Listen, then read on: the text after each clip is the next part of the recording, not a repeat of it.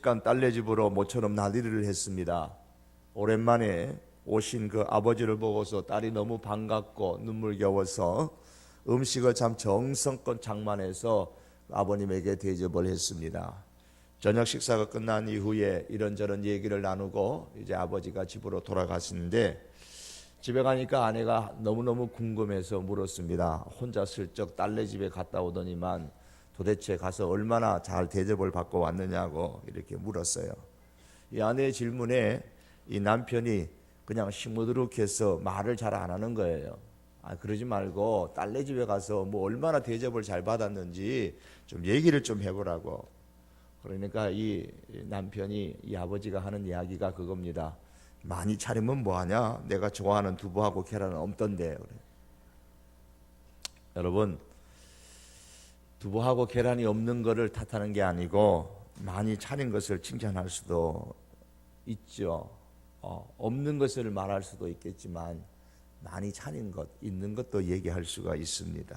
여러분 같으면 어떻습니까? 곰곰이 생각하면 말투가, 말하는 습관이 어느 쪽으로 많이 기우는 것 같습니까? 있는 것을 보고서 칭찬을 하고, 있는 것을 보고 용기를 주고, 있는 것을 보고서 잘했다고 하는 편입니까? 아니면 많이 있지만 그 가운데 없는 것을 보고 참 섭섭해하고, 없는 것을 보고 핀잔을 주고, 없는 것을 보고 꾸짖고, 없는 것을 보고 낙심하는 그런 스타일이십니까? 우리 그리스도인이 긍정적인 사고방식을 갖는 것은 하나님의 관점 속에서 사물을 보고 하나님의 관점 속에서 사건을 보는 겁니다. 교회를 바라볼 때도 그렇고 우리 교인들을 바라볼 때도 그렇고 항상 우리가 이것이 좋고 저것이 좋고, 우리 좋은 점들을 얼마든지 바라보면 좋은 점들이 얼마든지 많이 생기고 또 눈에 띄게 됩니다. 그럴 때에 우리 성도교회가 더 하나님께서 기뻐하시는 교회로 더 많이 그렇게 성숙되고 성장될 줄로 믿습니다. 좋은 모습을 많이 봐주시기를 바랍니다. 아더 헤이츠 슐츠버그라는 사람이 2차 대전 당시에 뉴욕타임즈의 발행인이었는데, 그런 그 당시에 세계적인 그 갈등의 상황을 보면서 잠을 이루지를 못했다고 합니다. 여러 가지로 고민한 끝에 찬송을 불렀는데 그 찬송의 한 가사를 통해서 은혜를 받았습니다. 결론이 그것이었습니다. 한 번에 한 걸음씩, 한 번에 한 걸음씩. 이것은 오늘 우리 찬송가에 나오는 가사의 내용 중에 한 부분입니다. 찬송가에 보면 이런 내용이 있습니다. 내가 갈 길 멀고 밤은 깊은 데에 빛 대신 주 저 번향 집을 향해 가는 길 비추소서.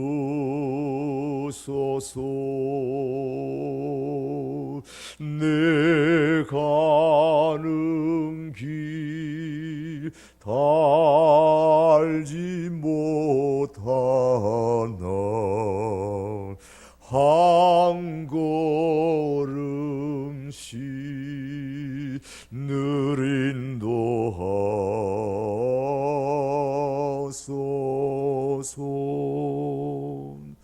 우리가 2013년도 가는 길 계획은 세울지라도 어디로 갈지 모르죠.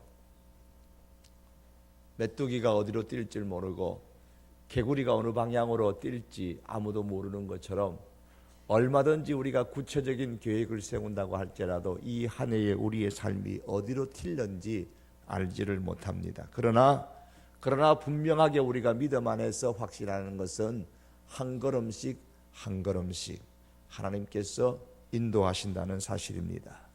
삶을 회복시키시는 하나님의 은혜는 하나님께로 돌아오는 자에게 주어지고 남아있는 것으로부터 시작해서 점점 확장되어지고 확대되어진다고 했습니다.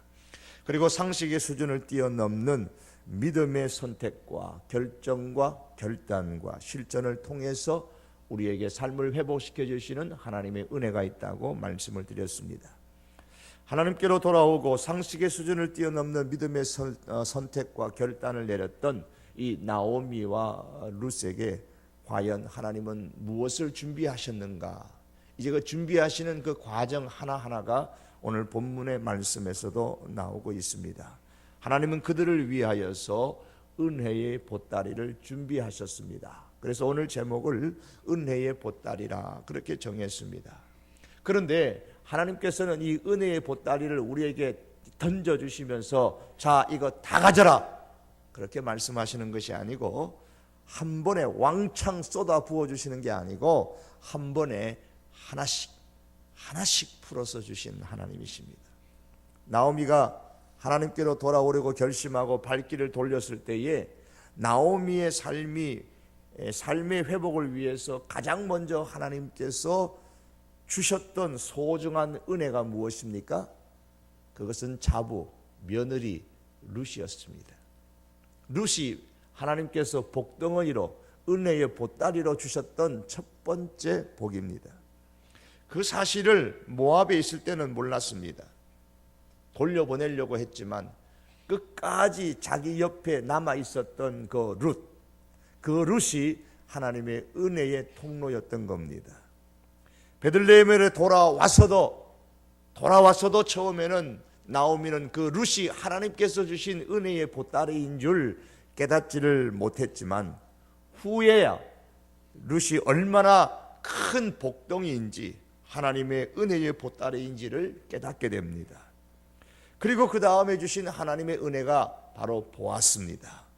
또 그리고 나오미의 삶을 회복시키시는 하나님의 은혜는 지속되고 있는 것을 우리는 룻기서를 통해서 보게 됩니다. 오늘 본문은 나오미와 룻의 삶을 회복시키시는 하나님의 세미한 손길로 보아스를 주시는 장면, 첫 장면을 우리는 볼 수가 있습니다. 2장 1절의 말씀에 보시면 나오미의 남편 엘리멜렉의 친족 중 유력한 자가 있으니 이름은 보아스더라 그랬습니다. 나오미와 룻은 자기가 살기 위해서 돌아온 땅, 그 가까운 주변에 자신들에게 장차 큰 영향력을 끼칠 사람이 살고 있다는 사실을 까맣게 모르고 있었습니다. 자기의 사위가 될 사람, 자신의 남편이 될 사람, 그 사람이 바로 자기 옆에 있다는 사실을 몰랐습니다. 물론 정확하게 말하면 사위가 될 수는 없지만은 남남일 수밖에 없지만은, 그러나 딸처럼 여겼던 룻이었기 때문에 이 나오미는 이 보아스를 사위처럼 여길 수가 있었죠. 하나님께서 예비하신 은총의 그릇이 바로 곁에 있다는 사실을 처음에는 그는 몰랐던 것입니다. 하나님께서 하나님께로 돌아오는 사람에게 주시는 은혜가 반드시 있습니다. 그것이 무엇인지 지금은 내가 알지 못하지만은 서서히 내 눈에 보이도록, 서서히 내 손에 잡히도록 하나님께서는 하나님의 사람을 인도하십니다. 이것을 생각하면 우리 그리스도인의 삶은 날마다 기쁜 날이고, 날마다 가슴 벅찬 날이고, 날마다 기가 막히게 좋은 날입니다. 하나님께서 오늘 내게 어떤 은총의 보따리를 펴서 주실까? 기대에 가득 찬 하루를 사는 겁니다. 주님, 오늘 새날입니다. 오늘 주님께서 어떤 은혜를 저를 위해서 예비해 주셨습니까? 이것을 생각하며 우리가 하루를 시작할 때에 가슴 벅차지 아니할 수 없습니다. 하나님께서 나오미와 룻을 위해서 예비해 주신 그 은총의 보따리를 하나님께서 어떻게 하나씩 풀어가시는지를 오늘 본문을 통해서 살펴보면서 우리 인생을 위하여서 예비하신 그 하나님의 은혜의 보따리를 기대하시는 오늘 이 새벽에 될 수 있기를 원합니다. 먼저 오늘 성경은 하나님께서 예비하신 사람 보아스를 소개합니다. 보아스가 누굽니까? 1절에 보시면 그는 유력한 사람이라 그랬습니다. 이 유력한 사람이라는 것은 재산이 많은 사람이다, 부자다, 도덕적으로도 아주 탁월한 사람이다, 그래서 그 사회에 영향력이 있는 사람이다 라는 이 모든 의미를 다 담아서 한 단어로 유력한 자라 이렇게 표현한 겁니다. 또한 이 유력한 자가 누구냐면 나오미의 남편 엘리멜렉의 친족이라 그랬습니다. 친족이라는 것은 그 당시에 누군가 어려움에 처했을 때에 삼촌이나 고모나 사촌이나 그 대가족이 그 사람을 도울 수 없는 경우에 서로를 보호하도록 결속되어진 하나님께서 주신 특별한 그러한 제도를 지금 이야기하고 있는 겁니다. 이 부분은 이제 나중에 또 다시 생각할 때가 있을 겁니다. 젊은 여인 이 룻은 하나님의 백성 중에 살기 위해서 베들레헴에 따라왔습니다. 그런데 이 룻을 기다리는 것은 풍요로운 삶이 아니고 아주 빈곤한 삶이었습니다. 어떤 면에서는 거의 거지 수준이에요. 밭도 없죠. 논도 없죠. 그렇다고 딱히 생활에 수다되는 기술도 없습니다.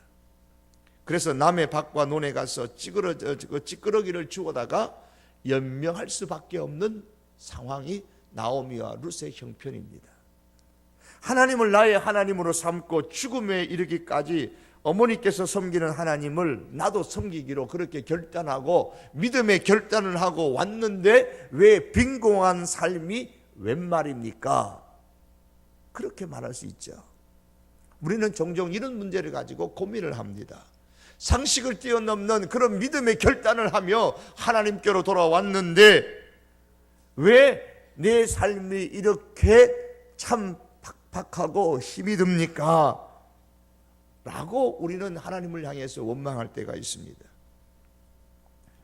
일할 남자가 없는 집에서 룻은 늙은 시어머니를 모시고 있었기 때문에 그냥 가만히 있을 수는 없죠. 그래서 시어머니에게 밭에 가서 곡식을 주워 와가지고 밥을 해 먹을 수 있도록 해야 되는데 그렇게 하도록 좀 허락해 주세요 라고 지금 이 룻이 시어머니에게 요청을 하는 겁니다. 2절에 보시면은 내가 밭으로 가서 내가 누구에게 은혜를 입으면 그를 따라서 이삭을 주겠나이다. 그러니 나오미가 따라가라 하고 허락을 해줍니다. 그 당시에도 하나님께서 허락하신 이스라엘 그 백성들을 위한 어떤 사회 복지 정책이 있었습니다. 그러나 지금이나 그때나 이 규정대로 복지 정책을 시행하는 데는 사람들이 매우 인색하죠. 특별히 그 당시는 사사시대라 그랬습니다.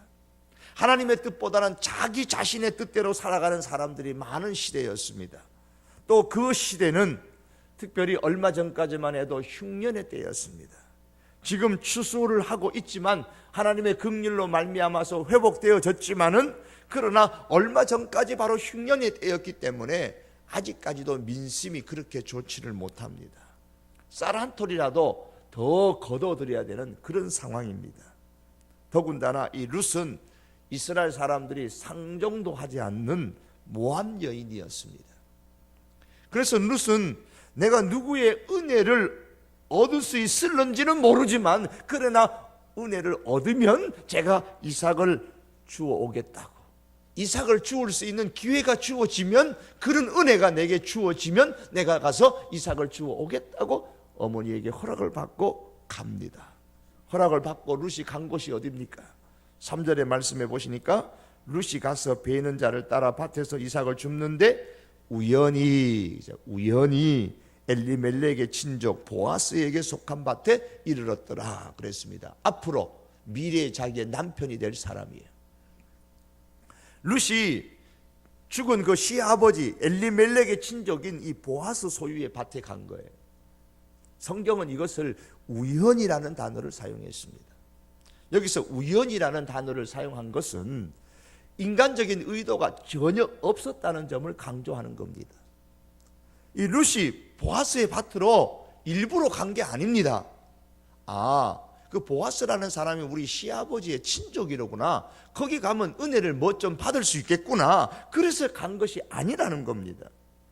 사실 이 룻은 베들레헴 땅이 처음이기 때문에 어느 밭으로 가면 이삭을 많이 주울 수 있을런지도 몰랐을 겁니다. 그냥 발길 가는 대로, 그냥 마음이 끌리는 대로 갔는데 그 밭이 죽은 시아버지 친족인 보아스라는 사람의 밭이었다, 그렇게 성경은 말씀합니다. 그것을 한 단어로 그냥 우연히 그렇게 표현한 겁니다. 그러므로 이 우연이라는 단어는 하나님의 섭리를 강조하기 위한 그런 우회적인 표현이라고 할 수가 있습니다.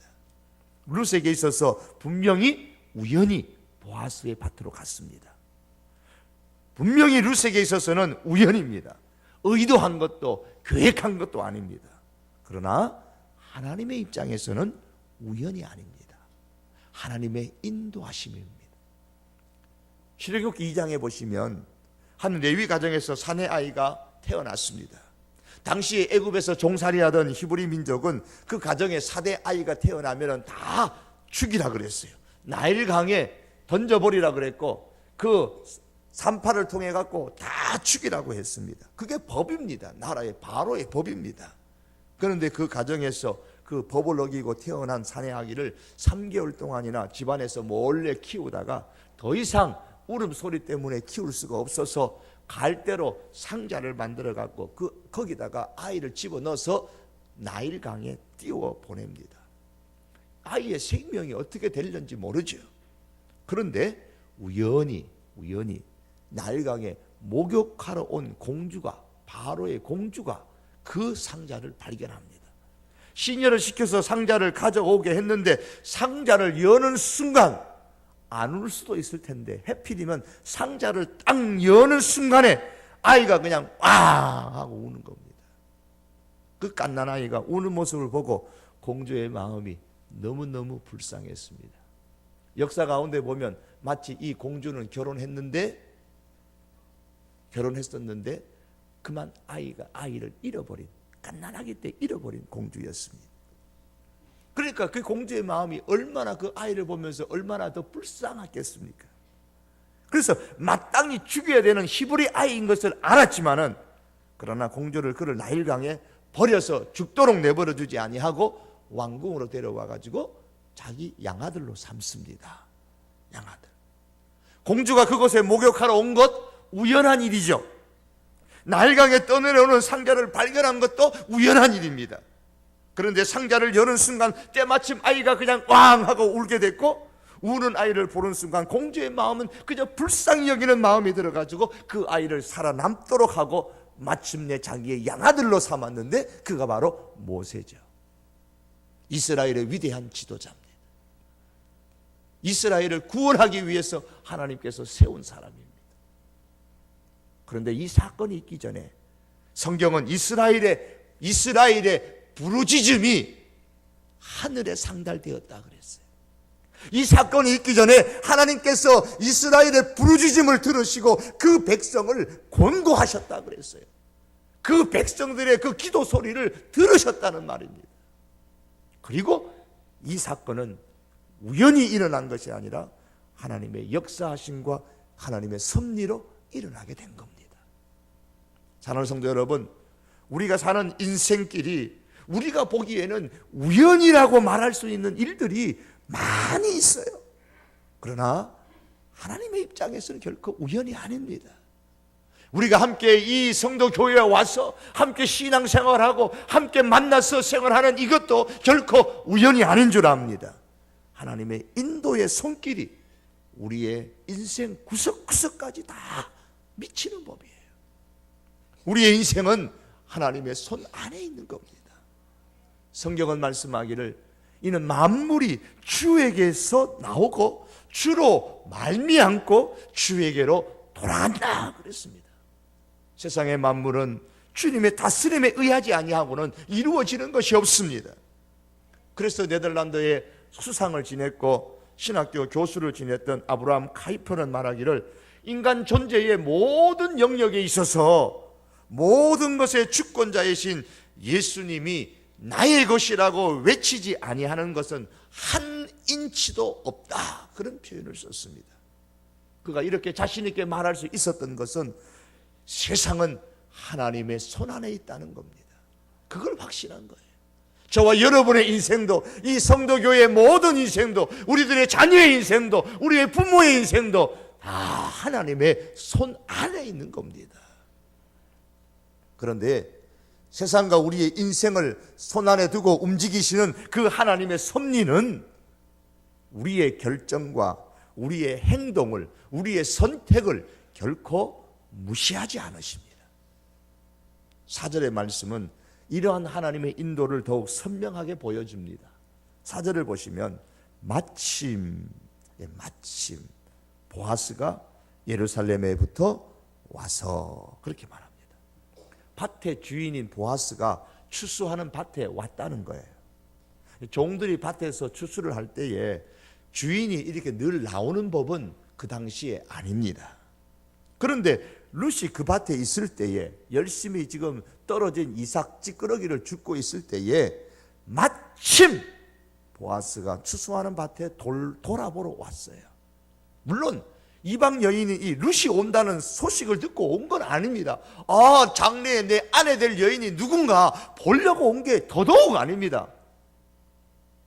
다만 그들은 자신의 마음에 생각하는 대로 행동했을 뿐입니다.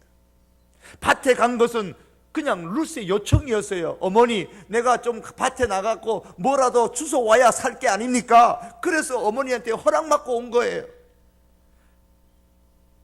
보아스의 밭에 온 것도 자기의 결정에 의한 것이었어요. 어디로 갈까? 그냥 일로 가보자. 그래서 와보니까 우연히 온 게 그냥 보아스의 밭이었어요. 처음에는 보아스의 밭인지 몰랐죠. 어느 누구에게도 하나님께서 그렇게 하도록 강요하신 게 없습니다. 밭에 가고자 한 무심결의 룻의 선택이었고 자기 밭에 나온 보아스의 자유로운 결정입니다. 오늘은 한번 밭에 가볼까? 그래서 보아스가 왔어요. 하나님의 섭리적인 돌봄을 위한 하나님의 손안에 이들의 모든 결정과 선택이 들어있었던 겁니다. 하나님께서 하나님에게로 돌아온 이 룻과 나오미의 인생을 위해서 룻의 그 자유로운 선택, 보아스의 그의 자유로운 결정을 하나님께서 이제 은혜의 보따리를 이 룻에게, 나오미에게 주기 위해서 하나님께서 이것들을 다 도구로 사용하신 거예요. 여러분, 하나님은 결코 인간의 자유를 속박하는 방법으로, 우리의 자유를 속박하는 방법으로 자신의 계획을 성취하시는 분이 아니십니다.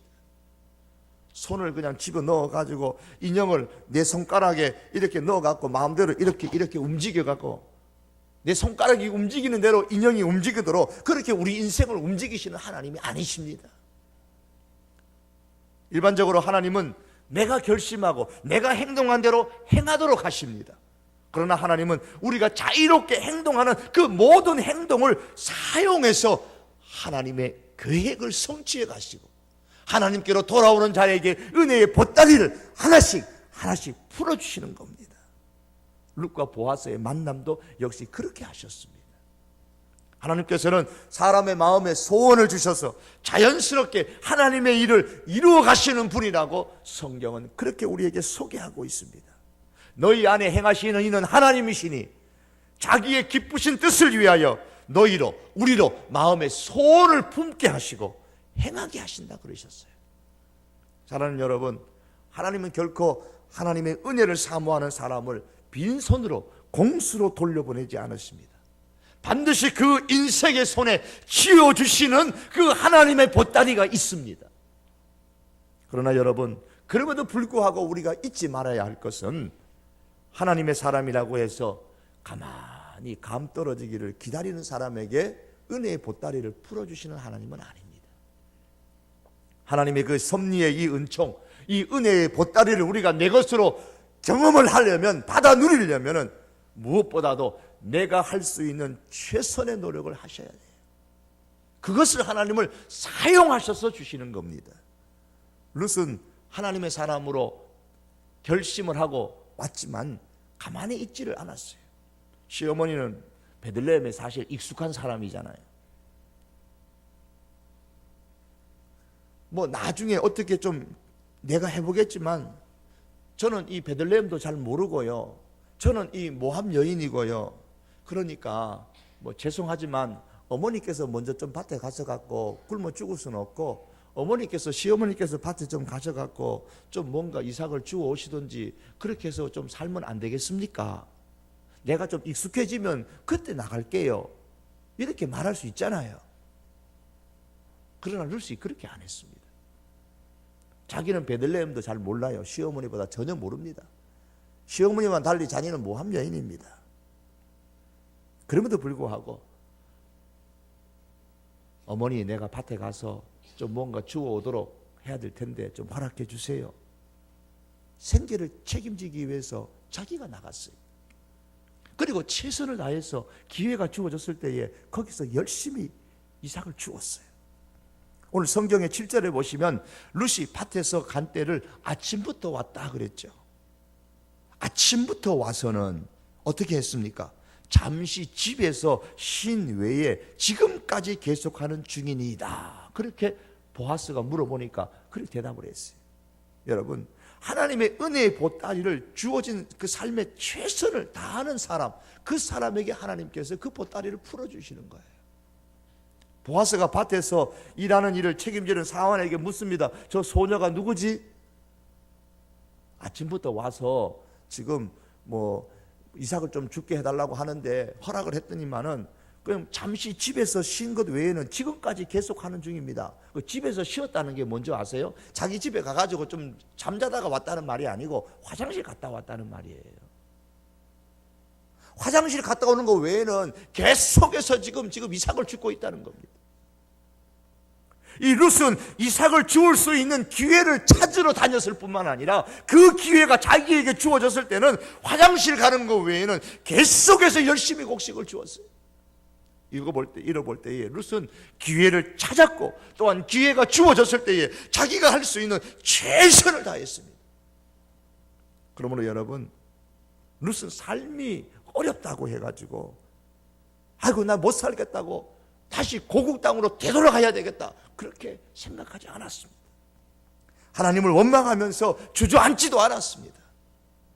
여러분, 우리의 삶이 힘들다고 원망하지 말아야 됩니다. 주저앉지도 말아야 됩니다. 우리가 하나님께로 돌아오고 상식을 뛰어넘는 그런 믿음의 선택과 결단을 하면은 우연히 벌어지는 것 같지만은 하나님의 섭리에 의해서 하나님께서 우리의 삶에도 마침 보아스를 보내주는 것처럼 그런 은혜의 보따리를 반드시 우리에게 허락하십니다. 그러나 이것을 하나님께서 우리에게 주실 때는 우리가 우리에게 주어진 기회에 최선을 다하는 모습을 통하여서 우리에게 주시는 겁니다. 운명인 줄 알았더니 시련이었습니다 라는 그런 생활 수기가 있습니다. 20살 난 그 외아들이 갑자기 불치의 병으로 누우면서 기구한 나날이 시작됐습니다. 병을 치료하기 위해서 당연히 가산을 다 탕진했죠. 50이 넘어서 방직공장 직공생활을 하기도 했는데 그 남편은 너무너무 힘든 삶 때문에 자살을 하려고 수문제를 사모았다가 아들을 쳐다보니까 죽을 수는 없어서 그 힘든 날을 술을 먹으면서 늘 그렇게 나날을 보냅니다. 그러나 이 아내는 그 갑작스럽게 병 걸린 그 아들을 위해서 정말 살기 위해서 절망하지 아니하고 온갖 노력을 다했습니다. 술로 화를 다 내던 남편인 급기야마저 위암으로 죽었습니다. 절망이 극에 달했죠. 그러나 이 여인이 절망하지 않았습니다. 안진뱅이 아들과 함께 갑자기 병으로 말미암아서 안진뱅이가 되어버린 이 아들과 함께 밤잠을 안 자면서 종이봉투를 만들어가지고 그렇게 푼돈을 모읍니다. 그 돈을 모아가지고 아들을 시계 수리 학원에 보내고 아들은 그래도 열심히 그 불구의 몸으로 열심히 공부해서 거기서 가장 우수한 그런 성적으로 졸업을 하고 그래서 이제 시계 수리공으로 일을 하고 집도 장만하고 시계 가게도 차리게 됐습니다. 이거 이제 자기 일상생활을 살아왔던 것을 쭉 이제 생활 수기로 그렇게 제목을 정해서 운명인 줄 알았는데 시련이었습니다. 그런 제목으로 해서 올렸더니만 이 감동적인 이야기가 방송을 통해서 전파되자 어떤 아가씨가 자진해가지고 내가 당신 그 아들의 며느리가 그 남편 아내가 좀 되겠습니다. 허락해 주십시오. 그래가지고 그 참 건강한 그 아가씨가 이분의 며느리가 되고 결심하고 찾아와가지고 많은 사람의 축복 가운데서 행복한 가정을 이루었다라는 그런 생활 수기가 있습니다. 여러분, 우연인 것 같지만요, 마침내 허락해 주시는 그 하나님의 은혜의 보따리는 오늘 주어진 우리의 그 작은 기회가 주어졌을 때에 거기에서 삶의 최선을 다하는 그런 우리의 삶을 통해서 하나님이 허락해 주시는 겁니다. 힘들다고 희망을 포기해버리면 보아스를 만나는 일은 일어날 수 없습니다. 한번 생각해 보세요. 내가 하나님을 믿고 시어머니를 쫓아갖고 여기까지 왔는데 먹을 것도 없고 밭도 없고 논도 없고 뭘 먹고 삽니까? 시어머니는 뭘 믿고 여기에 왔습니까? 그리고 나 돌아가렵니다. 고국 땅으로 고향 땅으로 갔었더라면 룻에게는 보아스를 만나는 기회가 없어요. 그러나 그 환경 속에서도 기회를 찾고 기회가 주어졌을 때에 힘을 다해서 일했더니 자기는 우연히 갔지만은 그러나 하나님은 마침 보아스를 만나는 그런 놀라운 은혜의 보따리를 이 룻에게 주었고 나오미에게 허락해 주었던 겁니다. 사랑하는 성도 여러분, 하나님께서는 우리가 가야 하는 길을 처음부터 끝까지 선명하게 그냥 확 펼쳐주시지 않으세요. 그냥 내 입장에서는 그냥 하나님께로 돌아오면 확 펼쳐갖고 주세요. 그런 마음이 있지만 하나님은 결코 룻이 보아스를 만나자마자 눈이 만나자 그렇게 결혼하도록 만든 게 아닙니다. 내가 지금까지 기다리는 여인이었는데 어디 갔다 숨었다가 이제 왔냐? 그렇게 말하지 않았어요. 룻의 마음에 보아스는 내 남편이 될 사람이라는 생각을 꿈에도 하지 않았어요. 이 남자가 내 남자가 됐구나 생각하지 않았어요. 한눈에 그냥 싹 반하고 한눈에 싹 그냥 마음이 쏠렸던 게 아닙니다. 보아스의 마음에 룻을 내 아내로 맞이해야 하겠다는 생각을 하나님께서 처음부터 갖도록 하지도 않으셨습니다. 바로 눈앞에 있는 문제, 눈앞에 당면한 문제, 밭에서 이삭을 줍는 그 문제를 해결할 수 있도록 하나님께서 한 걸음만 인도해 주셨습니다. 한 걸음. 하나님께서 약속하시는 것은 여러분 오늘입니다. 그러므로 오늘 주어진 몫에 우리가 최선을 다하고 하나님께서 주신 기회, 오늘이라는 기회에 우리가 최선을 다하고 그 다음의 일을 우리 하나님 앞에 맡겨드린다면, 우리가 하나님의 은혜의 보따리를 기대하고 우리의 상식의 수준을 뛰어넘는 믿음의 결단을 하면서 내게 주어진 기회에 최선을 다한다면 하나님께서는 반드시 한 번에 한 걸음씩 우리를 인도하시면서 하나님의 은혜의 보따리를 열어주실 줄 믿습니다. 말씀을 맺기를 원합니다. 삶을 회복시키시는 이 하나님의 은혜는 하나님의 품에 돌아왔을 때에 하나님께서 준비해 주십니다. 그러나 그 준비는 한꺼번에 다 나타나는 것이 아니라 한 번에 한 걸음씩 나타납니다. 그러므로 인도하시는 세미한 그 하나님의 손길을 경험하기를 우리가 참으로 원한다면, 하나님의 그 은혜의 보따리를 내 것으로 누리기를 원한다면 지금 우리에게 주어진 그 환경에, 오늘 우리에게 주어진 그 환경에 최선을 다할 수 있기를 바랍니다. 그러면 하나님께서 마침이라는 보아스를, 마침 보아스를, 그 은혜의 보따리를 우리에게 주실 줄 믿습니다. 이 은혜를 누리는 하나님의 사람들 될 수 있기를 주님의 이름으로 축복합니다. 우리 다 같이 한번 기도합니다.